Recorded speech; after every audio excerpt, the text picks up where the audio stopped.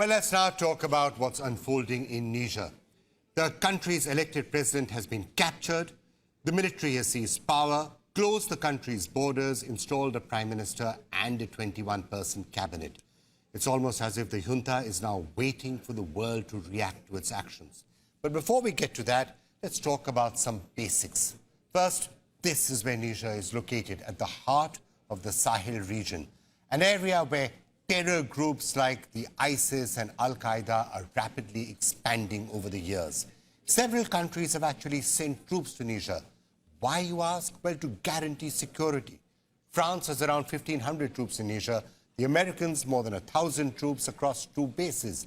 Italy has 300 troops there, and the European Union has another at least 100 troops or thereabouts in Niger. And yet, together, these troops have somehow failed to check extremism and terrorism. Attacks on Niger's villages have become the new normal, and Niger's economy has taken a hit. The military pointed at this economic and geopolitical insecurity when overturning the elected government. Guess what? Many actually celebrated this coup.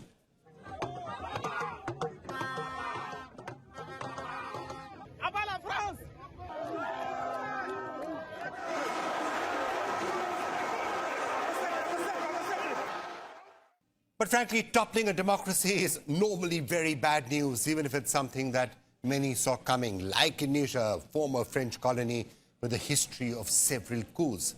So how did the world react? The ECOWAS, or the Economic Community of West Africa States, put Niger's junta on a hard deadline. They're given until the 6th of August to restore the elected government. The junta refused to stand down. Instead, it closed the country's airspace. On the 10th of May, ECOWAS leaders met for a summit in Nigeria. Speaking of Niger, the bloc said all options are open, including the use of force. You will see from the communique of this extraordinary summit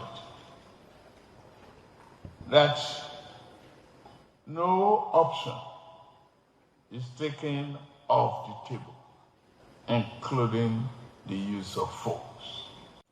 Direct the Committee of the Chief of Defense Staff to activate the ECOWAS standby force with all its elements immediately.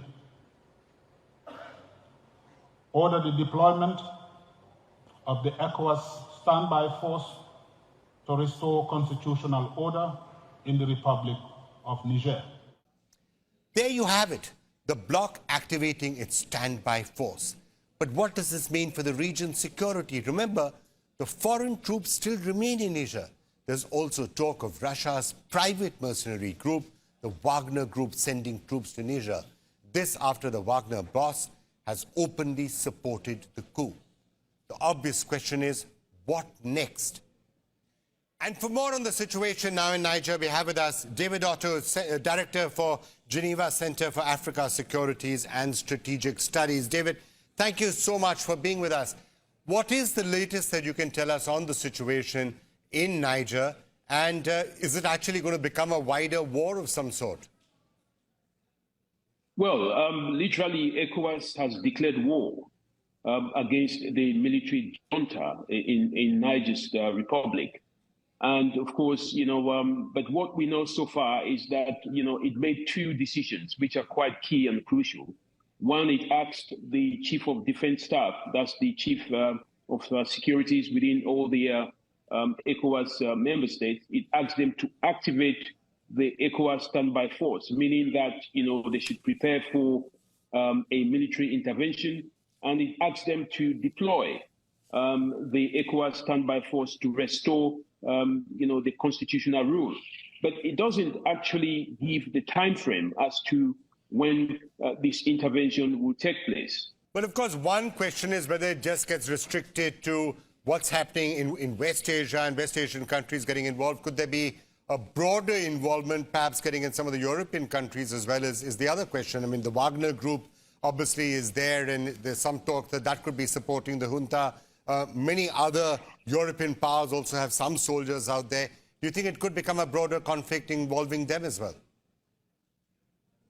We're likely to see a disintegration of ECOWAS into 2 factions, which could possibly be another proxy war, some kind of a Ukraine playing over, this time around Niger. What we're likely to see, again, as you rightly mentioned, is that possibly Wagner may join the faction of Niger, including Burkina Faso and Mali. I think simply because the Wagner de facto leader, not sure whether he still heads that group, Yevgeny Prigozhin, he made it very clear that the coup in Niger was a demonstration and an indication of the clamping down of colonialism and Western influence in that region. So he is likely to influence perhaps the ECOWAS, the Wagner forces that are based in that region to support. All right, David Otto, thank you so much for joining us. Enough conflict, I think, in the world, but sadly, no signs that it's going to ease in Niger anytime in the near future. Thank you so much for joining us. Thank you.